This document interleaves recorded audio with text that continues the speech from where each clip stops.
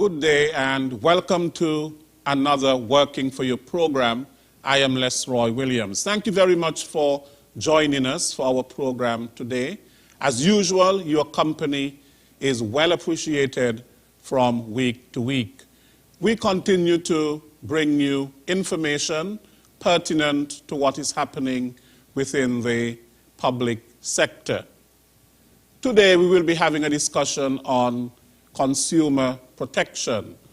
The Consumer Protection Bill 2021 has been given its first reading in the National Assembly, which was on August 5th of this year. And we will be having a discussion on consumer rights, responsibilities, and protection. Of course, you know, we are all consumers in one way or another. We consume goods, we consume services, we consume TV, we consume radio, we consume internet. We are consumers, all of us. And because we are consumers, it simply means as well that we have to be protected as consumers. Mahatma Gandhi once said that a customer, which is a consumer, somebody who is buying, is the most important visitor on our premises. He is not dependent on us. She is not dependent on us. We are dependent on him or her. They are not an interruption in our work. They are the purpose of it. We are not doing them a favor by serving them. They are doing us a favor by giving us the opportunity to serve them. And that was the Mahatma Gandhi, the great Mahatma Gandhi, that said that. Today I have with me Trista Watley Stennett, Senior Consumer Affairs Officer. Welcome, Trista. Good afternoon, and thank you, Mr. Williams, for having me. And I have Mr. Paul Quealy, who is the Director of the Department of Consumer Affairs. Welcome, Paul. Good afternoon. Pleasure to be back. Right. Now, the Department of Consumer Affairs is an extremely important department. Last week, I had on this program, they all fall under the same ministry, the St. Kitts and Nevis Bureau of Standards, talking about standards in terms of goods and services. And what we will be talking about today, the discussion today, in some ways related, because we're also talking about goods and services and the standards that we are to uphold with respect to those. Now, the bill, the Consumer Protection Bill 2021, had its first reading in the Parliament. Mr. Quealy, what is the significance of such a bill? Well, let me start by giving an overview of the intentions of the bill. As you mentioned, the bill had its first reading on August 5th, 2021, and it is based on the CARICOM consumer protection legislation, which was drafted with the intention of having it adopted across all member states. It seeks to give effect to the community's competition policy articulated in Part 2 of Chapter 8 of the revised Treaty of Chaguaramas, specifically Articles 184 and 185. Article 185 provides that the following policy objectives should be addressed: the fundamental terms of a contract and the implied obligations of parties to a contract for the supply of goods or services, the prohibition of inclusion of unconscionable terms in contracts for the sale and supply of goods or services to consumers, the prohibition of unfair trading practices, particularly such practices relating to misleading or deceptive or fraudulent conduct, the prohibition of production and supply of harmful and defective goods, and for the adoption of measures to prevent the supply or sale of such goods, including measures requiring the removal of defective goods from the market. That the provision of services is in compliance with applicable regulations, standards, codes, and licensing requirements. That goods supplied to consumers are labeled in accordance with the standards and specifications prescribed by competent authorities. That hazardous or other goods whose distribution and consumption are regulated by law are sold or supplied in accordance with applicable regulations. That goods or materials, the production or use of which is likely to result in potentially harmful environmental effects, are labeled and supplied in accordance with applicable standards and regulations. That producers and suppliers are liable for defects in goods and for violation of product standards and consumer safety standards which occasion loss or damage to consumers, and that violations of consumer safety standards by producers or suppliers are appropriately sanctioned, and relevant civil criminal defenses to such violations are available to defendants. Right, and you mentioned some things that, ensuring the protection of life and health and safety of consumers. Now, there is a Department of Consumer Affairs, which basically has to do with, you're not just going to have a bill, but there's actually a department to carry out the work of what the bill speaks about. Now, Trista, the role of the Department of Consumer Affairs, what would you say it is? Mr. Williams, I would say to not only protect the consumers, but to educate them also. Consumer affairs is not about pricing alone, as most persons would think. We deal with pricing. When we were here the last time, we stressed and we mentioned to everyone that consumer affairs main purpose, one of the main purposes, is to educate persons on their rights and responsibilities. The supermarkets, as we keep getting complaints of, we tell them that the supermarkets has a markup range, and once they stick within the markup range, there's nothing we can do pertaining to the pricing. Take, for example, supermarket A might have its markup to be 15%, from 9 to 15%. Some supermarkets might take the 9%, some might take the 15%. So once they stay within that range, and it all depends on the price that they purchase the items for. So the markup would consist of the price that they purchase for, the shipping and insurance, and of course their profit margin. So the department's main function, one of the main function, is to educate persons on their rights and responsibilities as being a consumer. That is important. So through education, the person would know what their responsibilities are and what their rights are. Yes. And they can seek redress. Yes, they can. If their rights are infringed. Yes, they can. Now, who do they seek redress to? Do you have a board? Do you have a body to which people can file complaints? Well, this is what the Act is here for now. Within the Act, there would be a tribunal, a board, that persons can seek redress. When they come to our department, they would lodge complaints, and if it is not something that we ourselves as officers can resolve, then the board would take place. So the Act, for this Act of Consumer Protection 2021, is very, very important. So it would guide us, our department, in the form of having a board put in place so all these things can be redressed. Okay. Now, Mr. Quealy, the Act speaks to, not the Act, the bill that is before the House, speaks to the disclosure of price for products and services. What is that?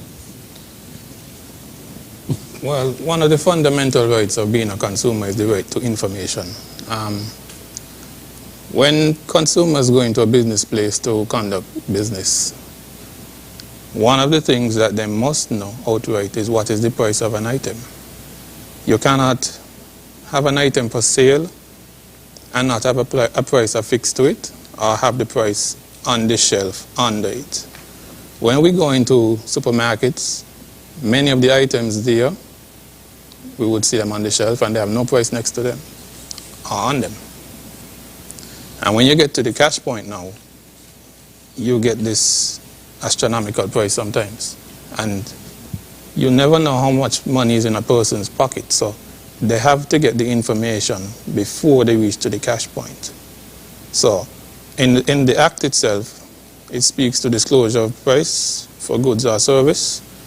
And it states, a supplier shall not display goods for sale or offer to supply any service without displaying a price in relation to the goods or service, unless the display is designed or intended predominantly for advertisement or is in a place in the store where it is not accessible to customers.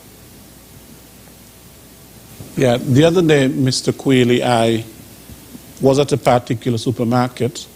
I would not call the name of that supermarket. It's a big supermarket. And I picked up an item from the shelf.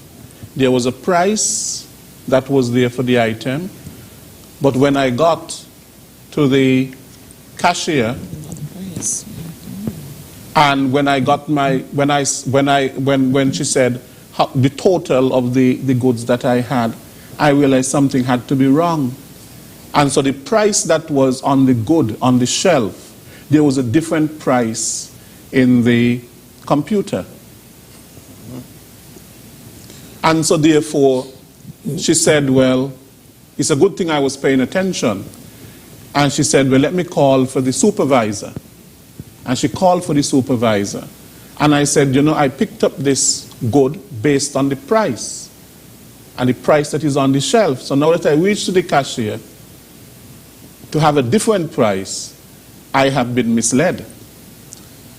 You know, and therefore the supervisor said, direct me to the shelf. I went to the shelf, and there was the price, different price to what was in the computer. Now, if I was not paying attention, and some people are not paying attention as consumers, then I would have been, you know, picking up something under the impression that it cost this amount when I'm paying something else.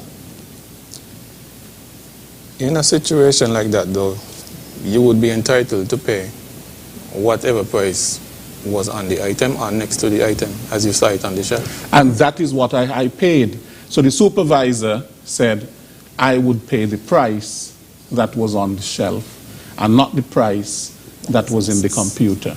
And they had to adjust it. And I want to make one more point. In relation to these infractions, one major step up, I would say, in terms of this bill from what we have right now, is that we would be able to issue fines once we are conducting inspections and we find that you are not complying with what the Act has in it. All right? So, fines for this sort of infraction is like $2,000. So, persons need to be aware of this, because in the past we would just be speaking to you, trying to educate you, but the situation continues, so we have to go to another step right now. Yeah, Mr. Quealy, you mentioned back to that point of disclosure of price for products and services. What do you do in the case of, I can understand that, you know, some of these bigger supermarkets and shops retail, you know, and so on, they would have prices on their products, next to their products. What do you do when you go to a retail shop in your village and there's no price on the sardine or the tin of Vienna sausages? The shopkeeper just says, well, this is what it costs. Well, when you go to a small shop, it would depend on the size of the shop. There are small supermarkets. We would expect them to still have their prices on the shelves the same way as the bigger supermarkets. The small mom and pop shop, as we say, we would encourage them to still have their prices displayed. They could put the price up with a piece of paper or write it on tape and display it to the public. It doesn't matter your size of establishment in this regard. You would still have to give the consumer information on the price for the product. Yes, and that is so important in terms of the right of the consumer to know what the price of a good or a service is. Because in the absence of that, you can call any price. Right. You can call any price. Now, the receipt is my guarantee that I bought something at your store. In the absence of that, what recourse do I have? Twister. Mr. Williams, in the case of your receipts, as you indicated just a while ago, that is a legal binding document to prove that, yes, we did indeed purchase this item from your store. Before time, we used to make sure that we ask the suppliers to have this done. Some used to tell us that they don't have it in their system. You know, they would prefer to do a handwritten receipt, but they can also do that. But in the Act now, we used to have it before, but it's more strengthening now, that a supplier of goods and services shall provide a written record for each transaction to the consumers for whom goods and services is supplied. The record must have the supplier's name or the registered business name. As you know, some of them have the VAT number, so that can be used. The address and the premises of where the goods and services was supplied from. The date, the name and description of the goods or services that they supplied. The unit price for each of the goods and services. The quantity. The total price. The amount in terms of the taxes, the total price of the entire transaction.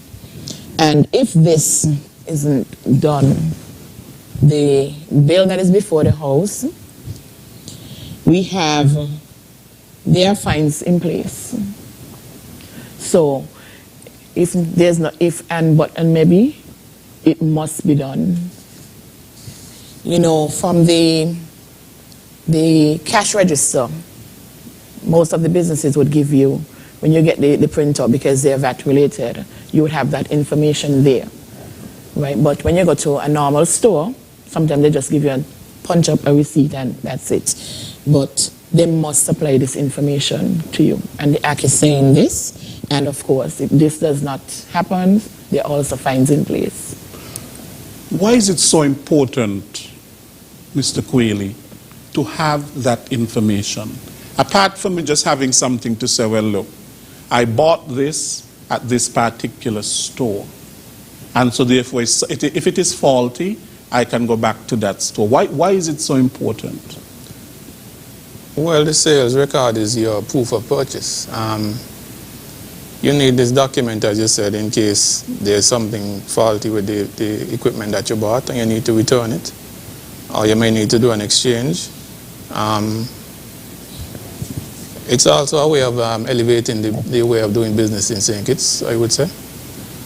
We need to step away from the old norm where we just give somebody something in the hand and take the money. You need to have proper documentation of your sales, as we said, for inland revenue purposes, and also for consumer purposes. You never know what could happen with a product, and the person may need to come back to your establishment for your assistance. Yes, and last week, Mr. Laplace said something extremely important, that sometimes goods are recalled. Right. And you have to know from where you got the particular product and the batch number and all of that sort of a thing, so that they can all be removed. All those goods can be removed if they're a threat to people's safety, a threat to people's life, a threat to people's health. Yes, that is true.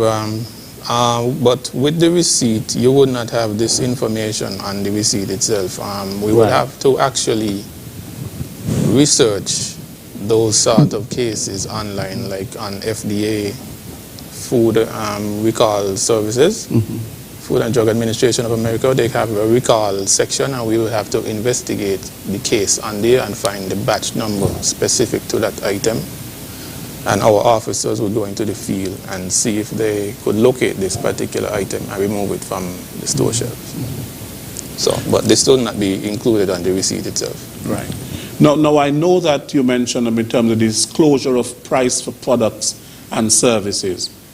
What about the disclosure of certain types of products? For example, if it's used, if you're selling me something that is used as though it is new, or selling me something that is reconditioned or rebuilt or refurbished, do I have a right to know that what I am buying is not brand new, but it would have gone through certain stages and so on?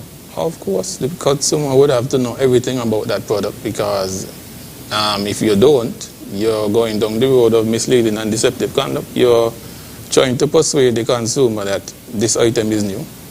Nothing has ever happened to it, and you know that somebody might have had it and damaged it and you repaired it. So you need to be upfront and tell the consumer what is the real state of the product. And once they know it's reconditioned or it was used, they would not be able to come back and decide like they want a refund or they want to exchange it, because they would not be under the premise that it is new. They knew that it was used. So when you sell someone a used product, you have to indicate to them it is used, it is in a certain condition, these are the faults with it, so they cannot come back and try to claim compensation for anything. Because I have heard of some, for example, electronic places that sell electronics, computers, phones, and things like that, that they do not actually tell you that this is a refurbished phone or this is a refurbished computer. It looks brand new, but it was used before and fixed up, refurbished, and so on. You still have to indicate that to the consumer. Yeah. And that is where they mislead people. Now, in terms of electrical goods, I buy, for example, a fan, and I have to return that fan because after 2 weeks, for example, the motor goes in the fan.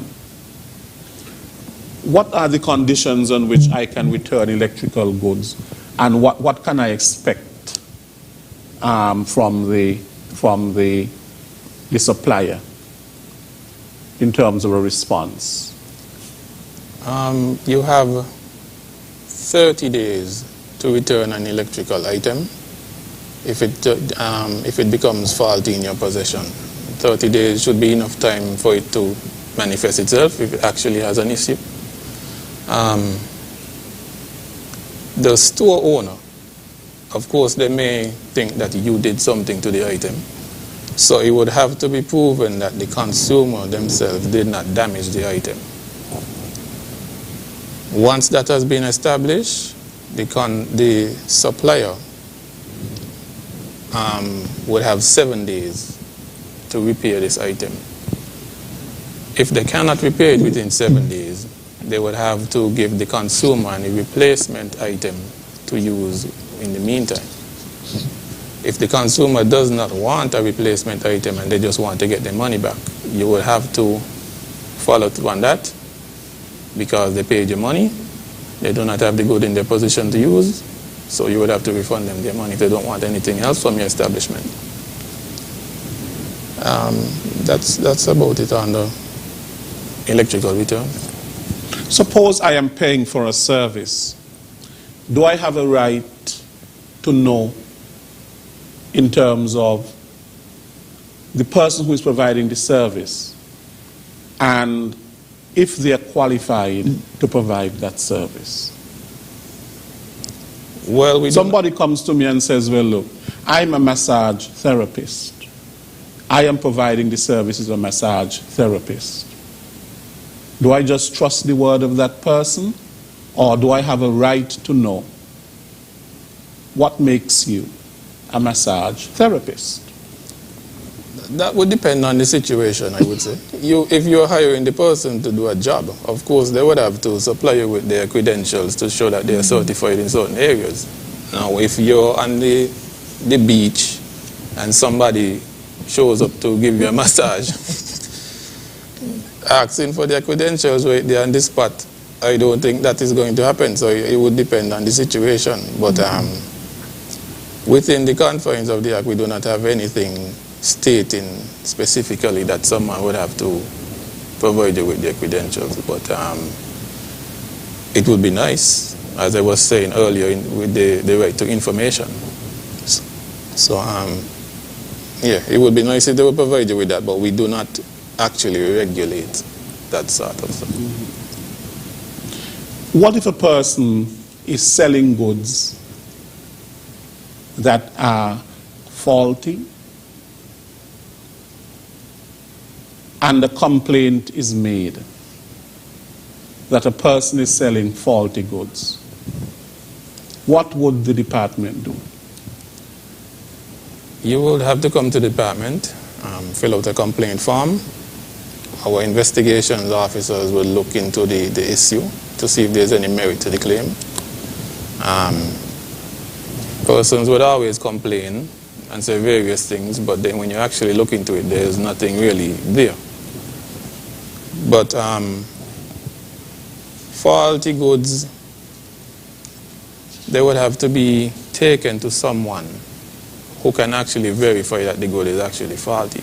Our officers within the department would have to seek assistance from an external source, someone who is familiar with these sort of items, repairing electrical products if it is that, to see if the item actually has a fault or the fault is based off of consumer negligence.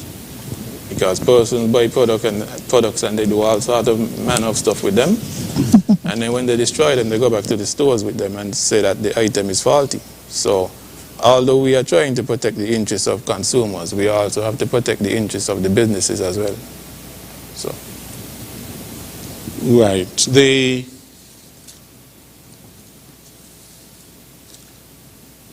unconscionable conduct. And what do I mean by that? Force, coercion. How is that dealt with in the Act? In the bill, rather? Well, it is illegal to coerce or force anyone into a transaction. We have situations here where consumers may show up at an establishment. I don't want to call any establishment's name. They may show up at an establishment and they're trying to clear some packages. And they're being told, you cannot get a particular package until you take all. Now, this might be the first time that they're hearing this. We do not know how much money is in this person's pocket at the time. So to say that right there on the spot when the person is at your establishment, that is a form of coercion. You're trying to strong arm them into getting them to do what you want them to do. Now we would understand that these courier services pay up front to customs to get the items in their warehouse. But although you're trying to recoup this money that you paid, you still have to give the consumer information beforehand so that they can know what their next move is. You cannot try to strong arm an individual into doing what you think they should do. And under the legislation, the fine for this sort of infraction is also $2,000.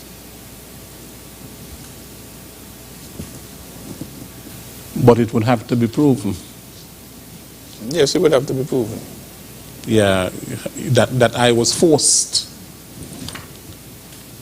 That I was forced. The damaged goods sold to a consumer. If someone sells me damaged goods, knowing fully well that the goods are damaged, but not disclosing that to me, what happens in that situation? That is misleading and deceptive conduct, as we mentioned earlier. You're trying to pass it off as the goods are of certain quality, certain standard, when you know it is actually not. But that will be a very tricky situation because you would have to actually prove that the item was faulty. How do you know it was actually faulty? So the department might have to seek the assistance, as I mentioned earlier, of outside assistance from somebody who is capable of assessing the equipment that is in question, to make sure that the person did not damage it off their own and it actually has a manufacturing defect. Now, does the bill deal with any sort of a price control?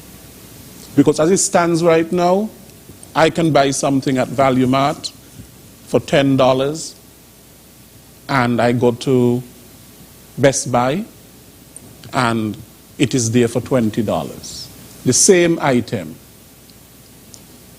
How is that sort of a thing dealt with and controlled? There's such disparity in terms of pricing. The department, and I must make it clear, the department does not have the power to regulate persons' prices or dictate persons' prices. And I'll just read a section here of the Act. Management of pricing.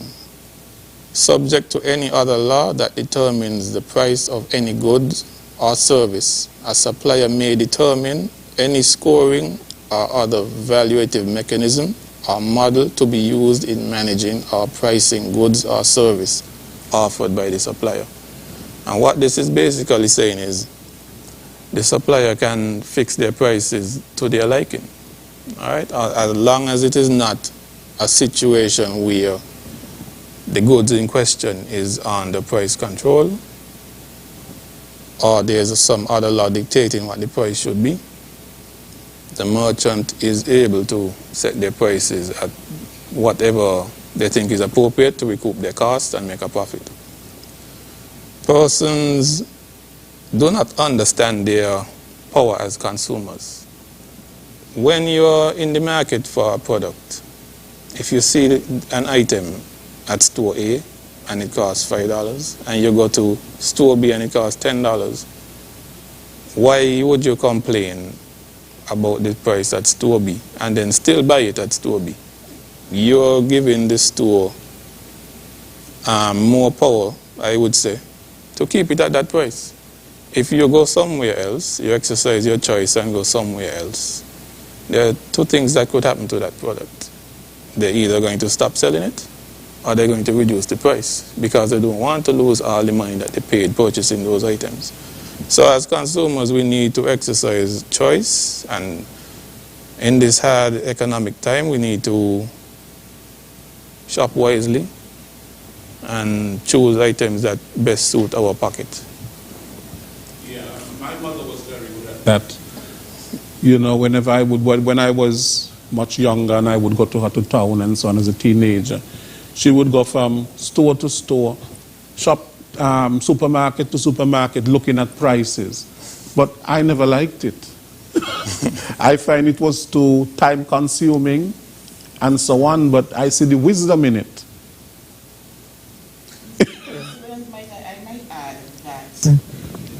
As you indicated that you went by one supermarket, you have it for one price, and then another supermarket, it has another price. We still have to take into consideration that both suppliers might not have purchased the item at the same supplier. Then we still have to take into consideration the shipping and insurance. Yes. So those things would take into consideration, because the store that you saw it for $15 and another store has it for $25. The store for $15 might have gotten it, and when they add their markup, it reached $15 because what they purchased it for, it was like $9. But the other store might have purchased it for $20. So we still have to take a lot of different things into consideration when we're thinking about pricing. Okay. And while we're on pricing, what can you tell me about dual pricing? And why is this a concern? Dual pricing, as you know, is when an item has two or more prices affixed or attached to it. And of course, the consumers in the Consumer Affairs Act that we had present before, that we were working with before, and this one present now, it indicates that the consumers must, should, will, and will always pay the lower value of the two.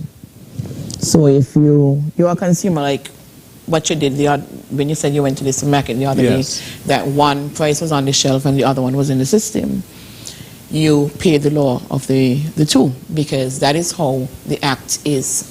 We ask suppliers and business owners to make sure that the correct price is in the system and also affixed to the item, beneath the item, or somewhere on the shelf that, you know, this is the price for this item. Now, when we go to the cash register, sometimes they swipe the item so fast that you don't even know. For me, sometimes, as a consumer affairs officer, it's sad to say, but sometimes I don't even have the time in terms of looking at it, which is bad. But I always would have my receipt. So sometimes I watch the price and say, no, but that wasn't the price, you know. But still, I would make a note of it. Yes. So sometimes it depends on how, you know, busy the supermarket is. So what I would do when I get home, I would look at the price, because I know sometimes they would do things. I drop down my price, and when I reach home, I compare it to my receipt. If there's anything out of whack with the receipt, I go back to the store. Sometimes what I would do, I would take a picture of the item. We had a situation one time with a lady. She had two prices. When she reached the cashier, it was a different price. But by the time when she went back, she didn't went right away. The price had already changed. Of course, you know, the supermarket is not going to say that she was correct. So we encourage persons, if you recognize this, take a picture. Have it as your evidence, have it as your proof, and then you can come to our department with it. Mm-hmm. Okay. Suppose now that I ordered some goods, and I was promised in the contract that the goods will arrive at Friday before midday. The goods do not arrive. Is it fair to me? Nothing is said.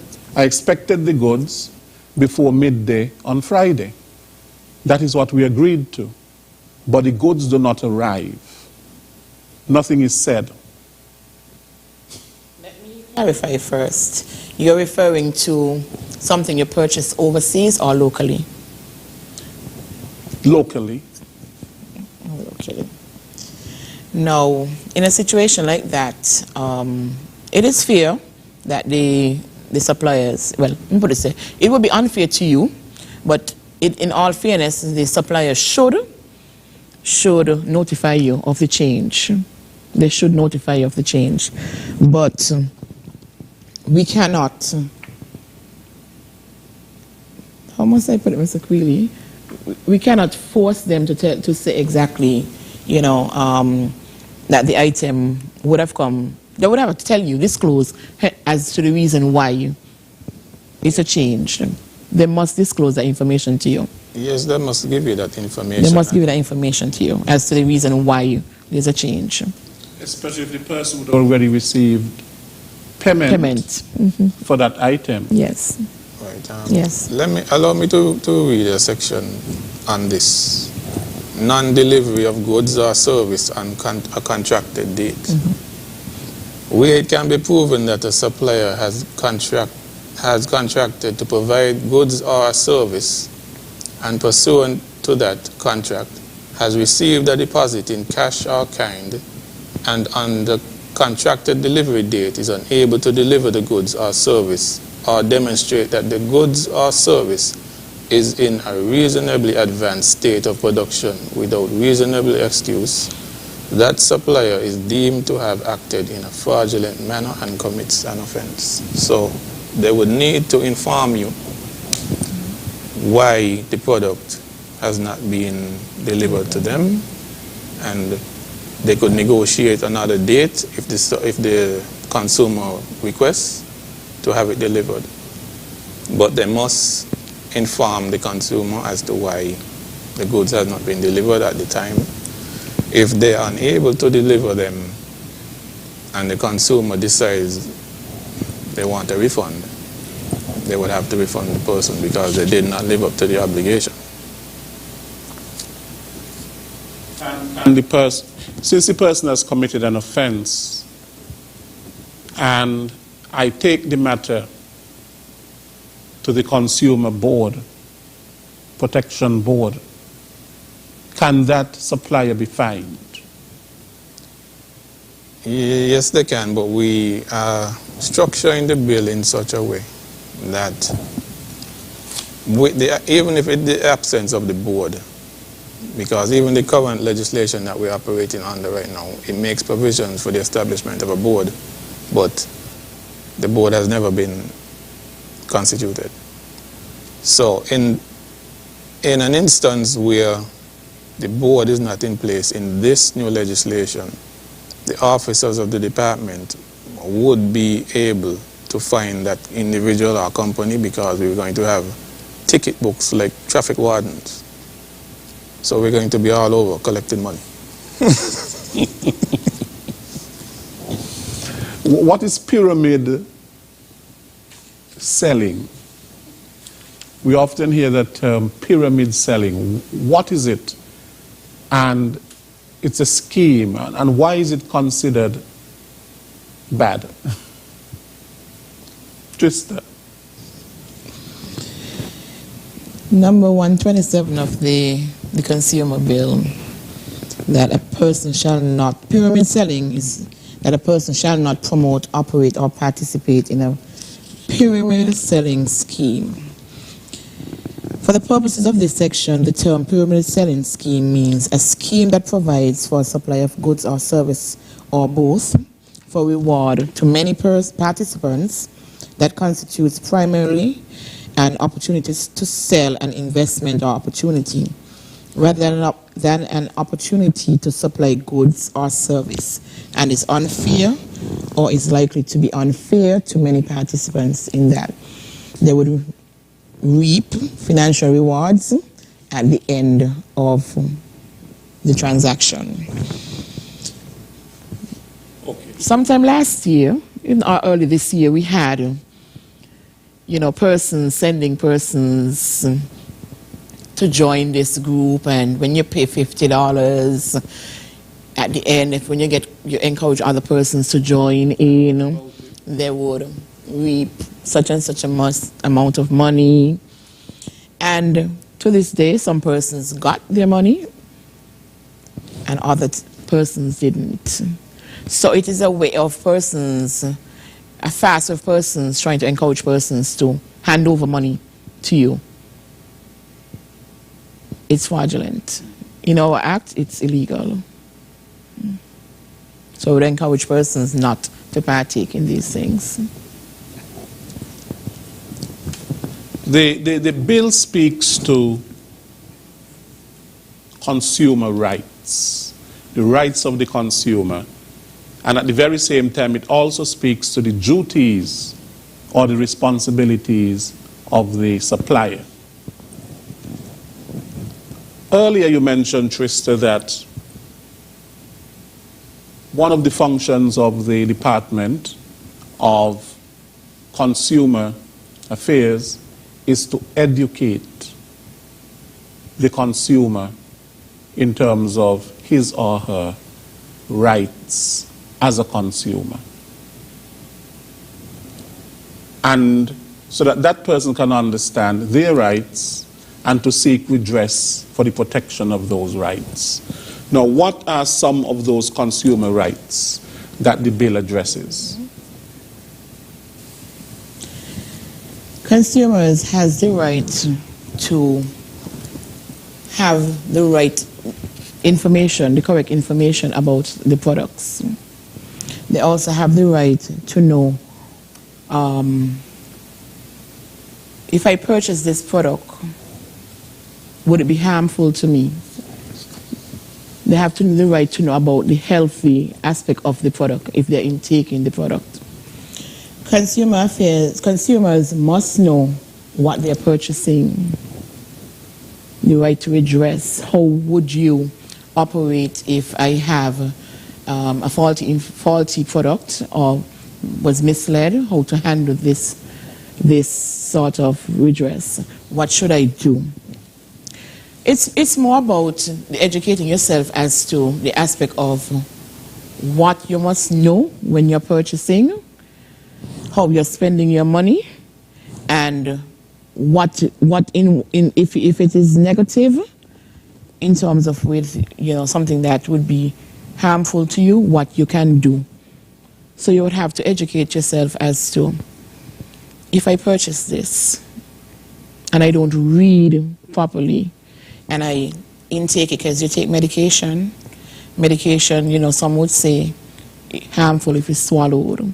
It's to be rubbed on your skin, and as long as you intake it in your mouth, what it would cause. These are things that you must know, what you should do from what you should not do. Educating yourself, and as Mr. Creeley indicated earlier, you go by store A has a product for $10. You go by another store, it has it for $15. You have it for $20, $25. It's within your right. It is your hard-earned money. Know how you're spending your money. You must have the knowledge as to, why am I spending here compared to. You must compare. You must know these things up front as to, what should I do with my money? Should I purchase it?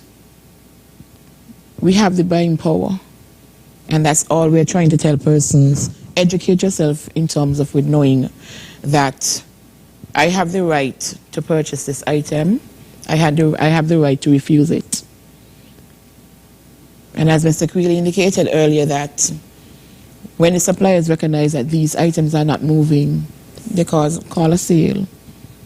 The prices come down, or they will take them off the shelves. What about labeling? Does the bill deal with labeling?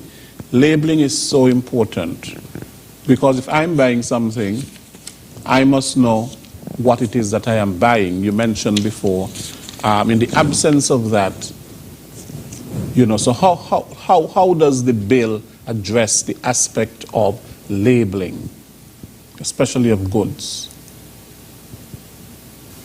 Just like the Bureau of Standards, our bill, it also speaks to labeling.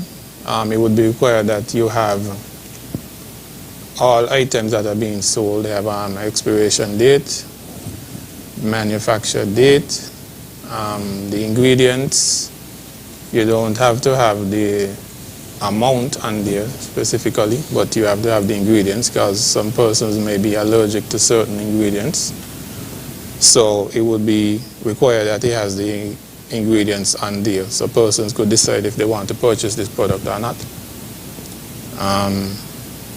In an ideal situation, a UPC code for, as we mentioned earlier, traceability if there becomes a product recall. The manufacturer of the product, and of course, as we mentioned, the price. May I add that we walk around last year and we see numerous vendors selling their local products, local drinks, and we don't know exactly, they're not properly labeled, so the bill also make provision for them to have their items labeled. Actually, it's in the Bureau of Standards Act that it's a must, likewise for us. Right, so I'm going to be selling my jams, I am going to be selling my pepper sauce and all of that. I am selling it, but yet there is no label on it in terms of what is in it. There is no expiration date and things like that. You must indicate to the consumer what the item is. And I don't want the public to think like the bill is intended to take money out of your pocket. You must look at it from the standpoint that we're elevating doing business, the standard of doing business. And when you do not have labels on your product, we have a lot of tourists coming to our shows. Well, once everything is back to normal, or when it was normal, you have tourists coming to the shows, and they may take up your product, they may look at it, they don't know what is in the bottle. So right there, you put yourself right out of the game because you lost a sale. The person may have bought it if they knew what was in the bottle. So it would be important and mandatory now, once this bill is in place, that labels are placed on packaged food products so that persons can be aware of what is in the item. And we can also look at it as a form of marketing the person and their products. So I go back to how I started with that quote from Mahatma Gandhi, when he said that a customer is the most important visitor on our premises. Now, how can customer complaints help an organization? That would depend on how open the business is to complaints. The consumer may see certain issues which affect them negatively in a business place and point it out to the store owner. But if the store owner is of the mindset that nothing is wrong with my business, I don't want to hear anything from you, they may not try to change anything about what the consumer is complaining about. And then what would happen is that consumer may end up going somewhere else. So it's not a wise, that business person who owns the store, owns the supermarket, it is not wise for them to adopt that attitude. Not at all. The consumers make and break your business, so you have to pay attention to what it is they're saying. If one customer leaves your business, you may not see it as any big deal, but then if other persons experiencing the same issue leave or stop supporting your business, then you're going to see a very sharp downturn in revenue for your business. So you need to pay attention to what your consumers, your customers are saying, because as I said, they make and they can break your business. I often wonder, someone has a business, whether they are selling food or clothes or whatever it is. And just like what Mahatma Gandhi said, they really think that you are obligated to buy at their establishment, and sometimes instead that they make it look as though you are begging them. You're paying your money and they make it look as though you are begging them. That is true. I think most of them, some of them try to be, how should I say, they try to work with consumers, they try to listen to their concerns. And of course, you would have the strong-headed individuals. But you always have to pay attention to what the consumers, your customers are saying. So while, Trista, you spoke in terms of, I know this is more about the consumer, and you spoke about consumer education, which is so important. Business education is important. Yes, it the is. Management of business, business management, how to run your business, that is also important. So does the department as well educate the supplier as much as it educates the consumer? Because even the supplier is a consumer. Let's face it, we're all consumers. Even the businessman is a consumer. The person who owns the store is a consumer. Yes. They're consuming too. Yes, the businesses are very important.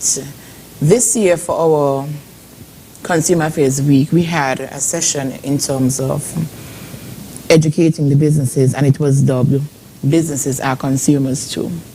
So yes, they are consumers. And as Mr. Quilly rightfully said, sometimes when we go to the business places, the management might give us a hard time. We are very stern with them. You know, I have had personally a businessman, a manager, actually stop speaking to me. But that didn't really, you know, because I'm doing my work. But over the time frame, he recognized that I was within my rights. So he came back and he apologized because he recognized what I was telling him about the way in which he operates his business and what complaints I've been getting and so forth. He actually recognized, and as I would say, matured enough now to recognize that the consumers would break you or they would make you. And you don't want any bad publicity. I can speak about Arthur Martin for Domino's. When I have any complaints about Domino's, or Mr. Martin would be, first Mr. Martin would say, I would tell him my complaints, call him, contact him, the complaints, go to there. And of course Mr. Martin would, first he would thank me, because as he always say, he don't want to have one bad consumer review. He try his best to have everything. Can't have everything perfect, but that's the road he's taking. So I took liberty this afternoon to call him out, because when we go and we complain to him, he would tell us, thank you for the complaint. You know, I had a complaint pertaining to his establishment, and even when he was at a supermarket before, and he always thanked me, thank persons, and you know, so business managers, owners should feel, you know, the sense that we are coming to them with complaints and try to make it better for them instead of being upset with the consumer affairs or with the consumers. Yes. So they must find that it's a way we are trying to encourage them to elevate their business at a different level. Because without the customer, you have no business. Precisely. Yeah. You have no business. Now, Mr. Quilly, the estimates, the bill deals with estimates for work to be completed. What can you say about that? When you enter into an agreement with someone, most cases our estimates are word of mouth.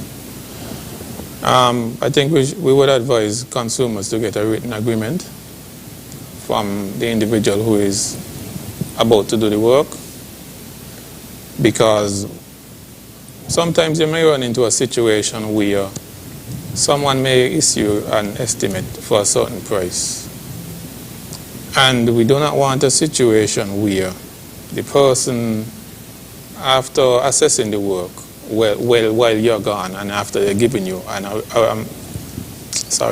they have given you an initial estimate. They come back and they say, after looking at this, I think it's going to be more. And this is when they already started doing the work. No, we cannot have a situation like that. So the person who is giving the estimate would have to issue an as accurate as possible estimate for the job that they're about to do. You cannot give the consumer one estimate, and then once you have started the work, you come back and you decide, oh, I'm going to make a killing off for this job, so I ain't got to work for the rest of the month. No, we cannot have that, and that is illegal. But I might say that, take for example, a mechanic. The mechanic, you go to the mechanic and they have this issue with your vehicle. And further in doing their checks, they recognize, they give you an estimate as to one sort of work. They recognize that something else is also wrong, and additional problems exist, and they recognize it. They must first point it out to you. They just don't go and do the work.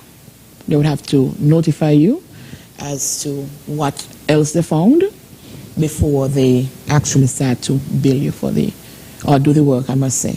Because if I take my vehicle and something is wrong with the engine, you can't come tell me something is wrong with the wheel and charge me for it one time. You would have to notify me that this is the case, and I would say, okay, but I would encourage persons to do a written agreement, as Mr. Quealy said, even if it's to change anything on the estimate. Mm-hmm. You know, I'm happy that you are mentioning this in terms of people that are involved in providing services, whether they be mechanics or plumbers, mm-hmm, or contractors or whomever, because you really have some of them out there who are very unscrupulous, extremely unscrupulous, and they're ripping you off in front of your face. Mm-hmm. Mechanics and so on. And you really have to do something to protect yourself. Yes. You have to have some sort of a protection against these unscrupulous players in the marketplace. They have no heart. In terms of this estimates discussion, I would just like to read what the act says. Where a supplier has provided an estimate for you for any service or goods and services as contemplated in Section 107, the price for that service or goods and services must not exceed the estimate unless the supplier has informed the consumer of additional estimate charges and the consumer has authorized the work to continue. So you cannot just on your own decide this needs some more money for me to complete, and then you do it off of your own and you did not inform the consumer, because they would be in their rights not to honor your final bill. So you would always have to communicate to the consumer. They hired you to do a job, you would have to communicate with them if the job would require additional funds, and only unless they allow you or give you permission to continue working on whatever it is you're working on for them, you would be able to do so. And I would encourage... And should they also provide you, for example, you give me an estimate, but should they also provide you with the invoices so that you're able to see as well what they paid? Because many times they would have to go and buy the stuff. If you're fixing my car, you will have to go and get the part and so on to fix the car. Do I have a right at the end of the day to see the accumulation of invoices, what you paid for the parts and so on, so that I know that I am not being ripped off? Of course. As we mentioned earlier, Consumers have the right to information. You're paying them in the end for a job, so you need to know how much these items cost so that you will be aware that they're not trying to rip you off. And as I was saying before, I would encourage consumers, when they have an estimate being done, I would encourage them, the person who's providing the service, who gave them the estimate, to both of them sign on the said document and date it. Yes. It's very important. It's very, very important. And that brings me to something else as well in terms of the time to carry out the work. Suppose they say, well, look, it's going to take 3 weeks that, you know, for the person to complete the work, and 6 weeks work ain't finished. It speaks to what we were talking about before. Yeah, they would have to inform you as to why the work has not been completed in the time frame that was specified. And then it would be up to the consumer if they actually want them to continue the process or they want to find somebody else to do the job according to what it is.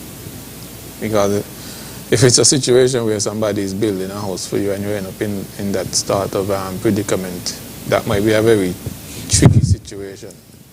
But for smaller instances, smaller cases, you could decide to move on to someone else to get the job completed. And if I decide to move on to someone else, that person can be, you know, bad-minded and probably do something to my thing too. You know what I mean? All of that is very possible, you know.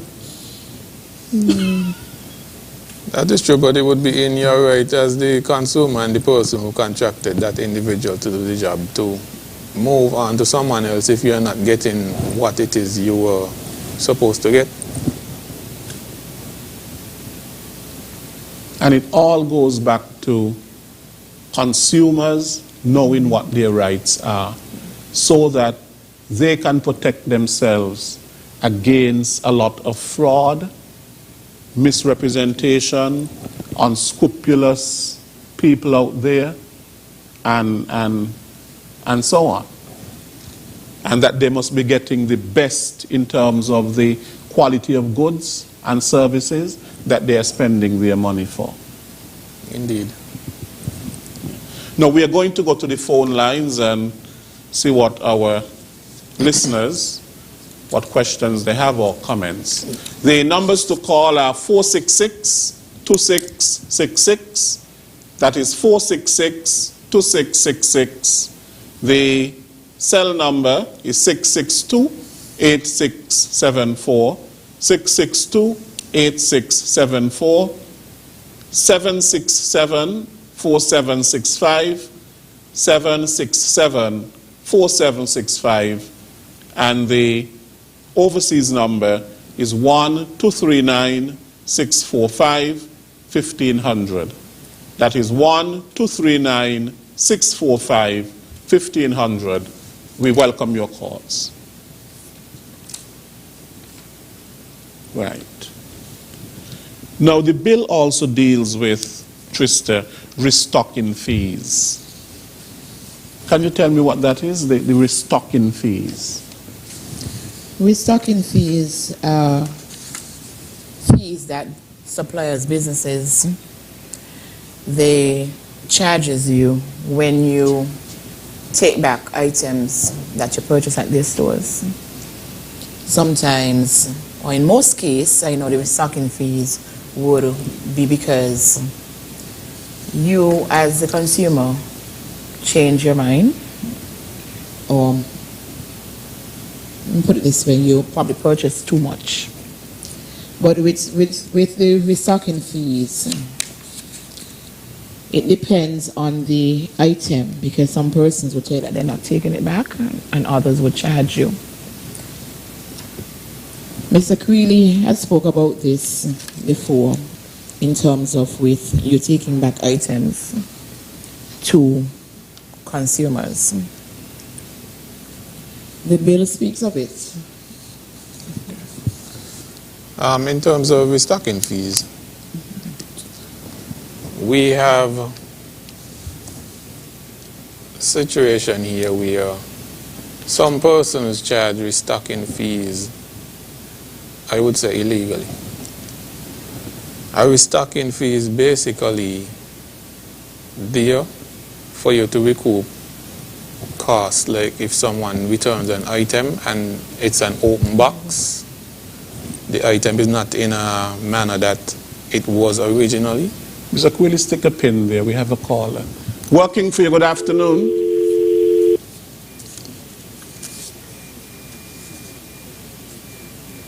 We lost that caller. Working hello. for you, good afternoon. Yeah, Mr. Lesroy. Lesroy. Yes, we're hearing you. Okay, good afternoon. And good afternoon, Miss Teresa. And Good Mr. afternoon. Quealy. Good afternoon. Yeah, as usual, I'm listening here attentively. And I have something to say to consumers. Now, consumer fears cannot tell the supplier what price to put on the goods because the supplier knows what expense he has to go to reach where he is. But what I'm saying now to the consumers, it is a wise thing to do if you're going to buy more than 1 or 2 or 3 items, to always have a picture mark down the cost on the shelf and you add them up before you go to the cashier. Make sure you take the time and add them up so that when you go to the cashier now and they check up everything and the total they give you is higher than yours, they say, no, something is wrong. Something is wrong here because this here costs that and that costs this and this costs that. How you reach to that price? But you see, they get away with robbing customers, consumers, when you have a load of thing, 100 items in your basket. And they're hauling down, they're just swiping, boop, and you put them in the bag, boop. So they get away with that. Until you reach home and then you say, no, something wrong here. And you check your receipt, and then you're able to see where they rob you. So it's always best, if you're going to buy more than 1 or 3, 4 things, make sure you make a record of them that you could show what this costs and what that costs. But with 1 and 2 items, they can't rob you. Because if you go up there and a bottle of Monge costs $5, and you go up there and they tell you, well, $7, you say no, and the shelf it costs $5. So my advice to consumers is make sure you check your goods at all times. Thank you very much. Thank you so much for your call.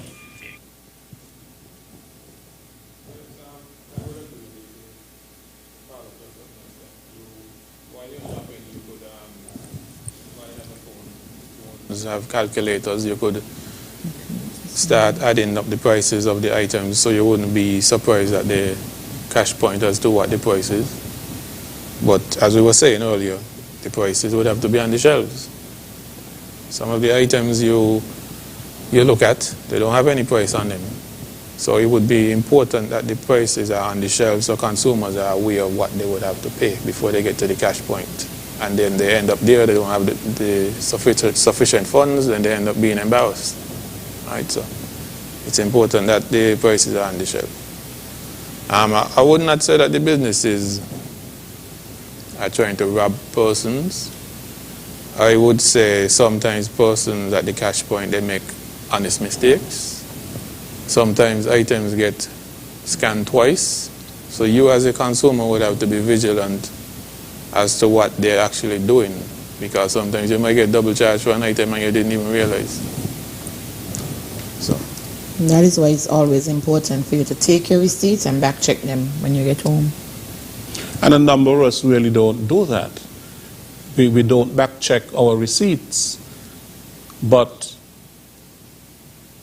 you check your receipt against what you would have received. Because sometimes you might find you reach home, you have a receipt, something is on it, but yet you did not receive the good. How do you go back to the supermarket and say to them, well, I did not receive this good.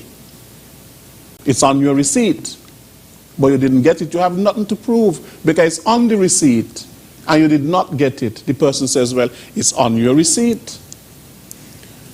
Majority of these stores, well, these supermarkets, this has come up before. It has not been an issue from what I could see with these supermarkets, because once you use your frequent shopper number, they usually honor whatever claim you have when you go back to the store. That is true. Working for you, good afternoon. Good afternoon, William and panel. A question. Suppose when a customer goes to the supermarket, the price on the shelf costs $5.80, and in the system costs $3.75. What is that about that? And the price in the system is low? Low, yes. Well, you will be paying you will be paying the lowest price? No, you will pay the lowest price. The highest price? Well, it's on the shelf, you are giving the price on the shelf. That is basically dual pricing. So if they forget to change the price in the system. Well, that is basically dual pricing. So if there are two prices on the item, yeah, you are going to be paying the lower of the two. I pick up the one that's at $5.80. Yes, but what I'm saying is there are two prices linked to the item. So yes, that falls under dual pricing, and under that it states that if there are two prices linked to an item or affixed to an item, because consumer is entitled to pay the lesser of the two. Either way, it doesn't matter which way. Okay. But I'm trying to figure out, why would you want to pay the most expensive out of the two? Huh? But why would you want to pay the most expensive out of the two? You indicated that on the shelf it's $5.80. Yeah. And when they reach the cashier, it is $3.75. I think you would have been happy to pay the $3.75. You wouldn't be happy to pay the $3.75? No, just showing a reference. I just called it for a reference, that's all. Oh, maybe if you had switched it the other way in terms of $3.75 on the shelf and $5.80 in the register, you would pay the $3.75 because it's on the shelf.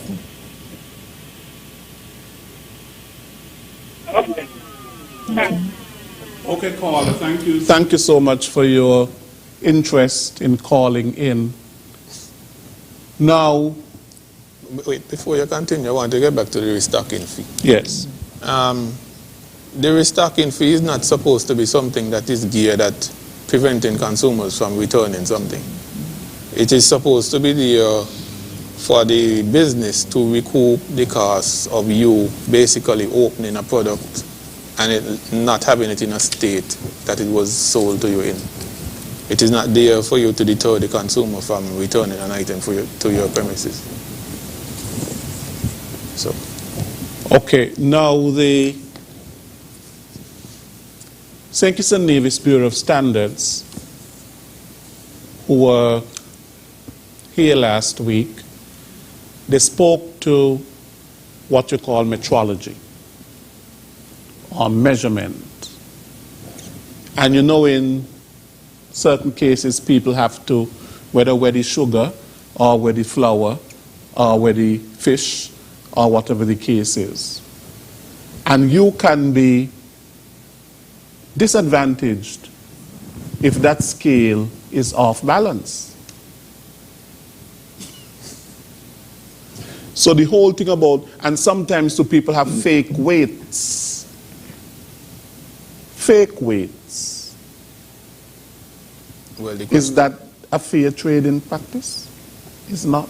The question would be, how do you know they have fake weights? How can you prove that? But in terms of the scales, the Bureau of Standards conduct regular calibration exercises of scales at supermarkets, and they even calibrate gas pumps to make sure you're getting the right amount of gas that you paid for. But the Consumer Affairs Department does not really partake in those sort of things. The Bureau of Standards, they I know that's right. But the point is, though, both departments are somehow related. Right, we work closely together. If we get a complaint over a scale, we would have to, as I said before, when you ask for outside assistance, well, this is internal assistance. We are asking for help from the competent authority to find out if the scales at this establishment are actually calibrated properly. When was the last time they were calibrated? Maybe they need redoing, because we had consumers complaining of high prices at a certain place. So we would ask for their assistance, and they would check the scales and report back to us as to what is going on with them. You know, at one point I was concerned. I used to buy coconut water, and there were 1 or 2 times that I could swear that this was not just pure coconut water. Either it had water added to it or sugar or something like that. There are some people out there, they're trying to stretch the things so that they can get more money off of you. And they're not really thinking in terms of the consumer. They are thinking in terms of how they can make money through dishonest means. So I agree with you, Mr. Quealy, that yes, we understand that in a business environment, most persons will be fair. And most persons want to offer you the best goods that they can and the best service. But there are unscrupulous people out there whose intent is not so much the welfare of the consumer, but their own welfare. No, it must be both. It must be both. I want the best for you, you want the best for me. And that is how it is. That is why I come to your business. I come to your business because I want to provide me with the best service and the best goods. I didn't come to you so that you can try to be smart and whip me off. Yes, and the bill must deal heavily with those things. When you have people who are not really working in the interests of the health and safety and the life and the protection of those things of the consumer. But in terms of going back to what you mentioned with the jelly water, just as an example, we mentioned before you go there, so what I started to do is that you are not going to sell me any jelly water in a bottle. I want to see you to pour the jelly water right where I am there. Mr. Williams, you're so right, because that happened to me one time, and ever from since that, I'm asking them to pour in, to open the jellies them right there. Don't give me none that you have put down. Give me them, open it right there and throw it in front of my eyes. Yeah, but as we mentioned earlier, you have to inform the consumer what is in this product. You cannot just put in something else in there because you may feel like, oh, it's going to give it a nice flavor. Or it would stretch the product, as you said. Because the consumer may be allergic to certain things. They don't know what's in there.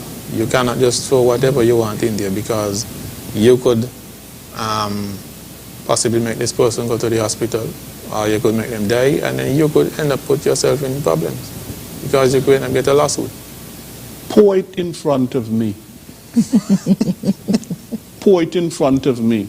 Do not take it out of a cooler and give it to me already poured. I want to see you to pour the jelly water in front of me. I agree. In the Dominican Republic, where I spend time and so on, that is what I see them do. They open the jelly in front, they cut it, and they pour it. You bring your mug, and they pour it in the mug. People up to a lot of tricks. Okay, what can you tell us, Mr. Quealy, in terms of warranties? Warranties. Both implicit and implied. Okay.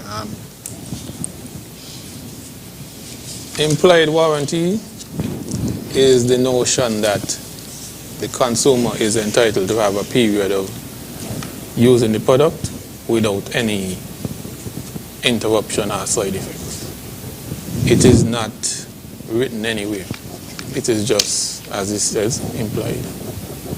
The explicit warranty speaks to when you buy a product and it has a warranty card in it, which sets out the terms and conditions of how the warranty is supposed to run. In the absence of that card, an implied warranty would come in place, and the period for this implied warranty is 6 months. We have businesses around town.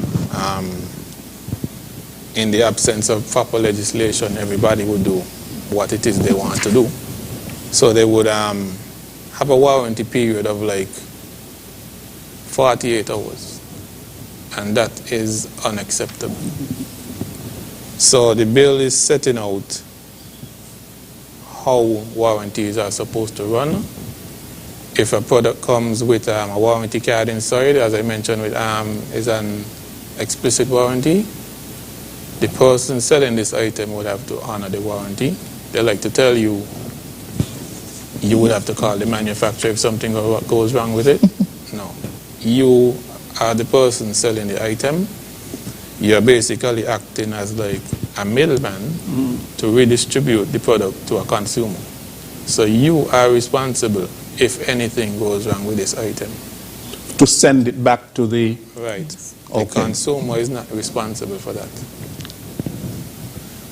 And as I said, if there is not this card in the product, an implied warranty would come in place, and it is still basically this would still follow the same procedure. Mr. Quilly, what I see some places doing is that they are taking money from you. So they will tell you, well, this thing has a 2-year warranty, and so you have to put down this amount of money for the 2-year warranty. Just in case anything goes wrong with it, it is insured and all of this kind of thing. I see that actually happening. Is that correct? I'm unaware of putting down money for a warranty. You put down money for insurance. Well, it's a smart way. I would have to speak to like how I've seen it with the US. You can opt to have these extended warranties that you pay for. I have not seen that in St. Kitts, and even in the US you can opt to not have it. You don't. It's not mandatory that you have it. They just tell you it's sometimes it might be a wise choice to do it. Sort of like Apple Care with your iPhone. But yeah, we have not come across this in St. Kitts as yet. But if it becomes something that is prevalent, of course we would have to put legislation in place to really address it. So if I buy a watch, and it says it came with a warranty card saying that the watch has a 5-year warranty on it. Something goes bad with the watch, not through my doing, through defect or whatever the case might be. If I bought it from courts, I must take it back to courts. That's what you're saying. Right. And they will have to deal with that. Courts would be aware of when you purchase the watch, and once the time period on the warranty has not expired, they would be obligated to repair the product. But some of them tell you, Mr. Quilly, that this warranty does not apply to St. Kitts and Nevis. It only applies to the US, where the watch comes from. I have heard that. The warranty does not apply down here. It applies if you were in the US, but it doesn't apply in St. Kitts and Nevis. So when something happens to the watch, that's it. I am unaware of that. If you purchase an item, well, the warranty is only applicable if you're in the States. Well, how come you could purchase the item and you're not in the States? Good, but I'm telling you some of the things that are out there. But then the suppliers would have gotten the warranty period from where they purchase it. So if anything goes wrong with the item, that, let's take for example, it wasn't sold to you as yet, but something happens to it while in store, they would send it back. Yes, that's why it's very important for people to know. Yes. You see, sometimes these retailers, they are not really authorized dealers for certain products as well. I will give you an example of like Pandora jewelry. If a woman purchases something from Pandora and something goes wrong with it, the store here that is the authorized dealer for it will fix it without cost, because that is under the terms and agreement. Yes. But when you have a store who is doing basically like, as we say, a side hustle, and trying to pass it off as they are authorized dealers for something, they will not be able to provide you with the appropriate level of protection for your item. So that is important for the consumers to know. Indeed. That you need to really go to authorized places for certain things, for example, Invicta watches. Whenever possible. Whenever possible, but as long as we were saying, as long as the item has a warranty card and you are selling the item, you are basically functioning as a middleman for the manufacturer. So if something goes wrong with that item, the consumer has only one place to go, and that is to you who sold them the item. So you cannot turn them away. You as the seller will have to then contact the person that you purchased the item from and find out how you can have it repaired for the consumer. Yes, you know, sometimes there are people just who are on the streets, they're selling watches, they're selling all kinds of things. So you are saying then that you are not really protected in that way if you're just buying something from somebody on the street, selling an item. So for example, they're selling a Citizen watch. They're hustling on the street, and you buy a watch from them. You're not really protected with any sort of a recourse to warranties and that. No, you're not. So you're basically taking a risk to get a lower price. You get a lower price for the watch, but if something happens to it, you know you might not be compensated for what has happened to the item. And as Mr. Quilly spoke about the Pandora's products, we have on our Facebook page, because we received a letter from Pandora itself telling us, telling Consumer Affairs, there are only 2 authorized dealers in St. Kitts. So the other stores that are selling Pandora, they're taking a risk. They're taking a risk. So anything happens to their Pandora, some person might say it turns on their skin, you know, it leaves a rash or whatever. If you did not purchase it from these 2 entities, then Pandora is not responsible. Yes. Okay. Just one more question before we leave. You mentioned in terms of having your officers who are important in department to go out and to do their due diligence, checking out at supermarkets and so on to ensure that the consumer is protected, and if the consumer is not, where possible, giving fines and things like that. Now, who protects the officers? Well, protection... Because they might be open to abuse. Protection in this case is legal protection, basically. When the officers are in the field conducting exercises, they're not there off of their own linemen. They're performing a function for the government. They're there by law. Right. So persons cannot interfere with them, obstruct them from performing their duties, or be trying to threaten them. We've had instances where the officers are doing their jobs and persons are saying, like, we would sue you. But you cannot sue an officer for performing their duties.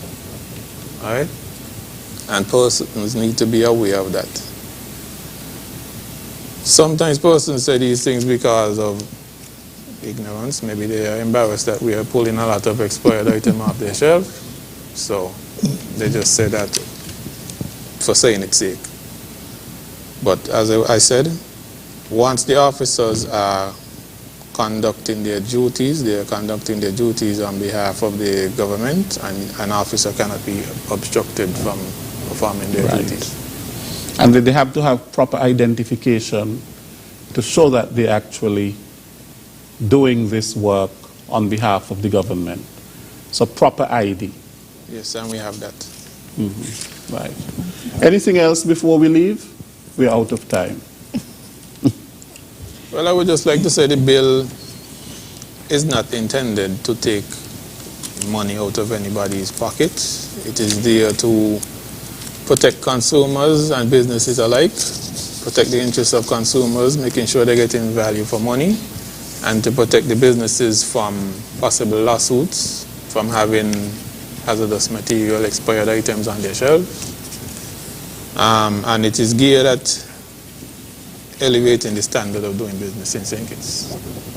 So that is what we should take away from this.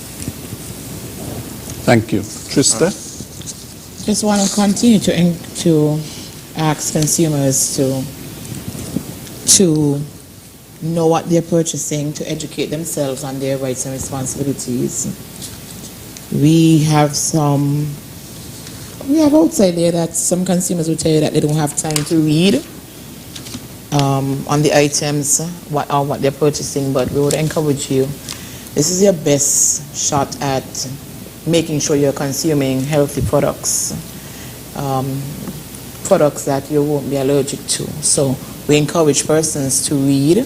We encourage persons to save their receipts in case of any faults or that they would have to go back to the purchase. We encourage persons to, when you see a sale, to actually know, check the items, read the labels, make sure that the products that you're purchasing are not expired. And I can tell you, most of the times, when you see items go on sale, it has to be a reason. They might tell you they have too much in stock, but you still need to check the expiration dates. And sometimes, as I said before, we've came across cases in which they're actually selling expired stuff. At a lower price. At a lower price. So I encourage persons, once they see the sign sale, to make sure that they check the products, read the products, check for expiration dates, educate themselves. Right. Thank you so much. And we end on that word of education. Consumer education. Consumers must ensure that they are educated in terms of their rights so that they are not abused by those persons who are offering a service to them. Thank you so much, Mr. Wheely, Director of the Department of Consumer Affairs, and Trista Watley Stennett, Senior Consumer Affairs Officer. I end by saying what I did in the beginning, that we are all consumers, and we have to think in terms of the protection of our lives, our safety, and our health. That is most important. Thanks to all of our callers to today's program and our listeners. We continue to appreciate you from week to week. Next week we will be back with another edition of Working for You. Until then, I am Lesroy Williams. Take good care.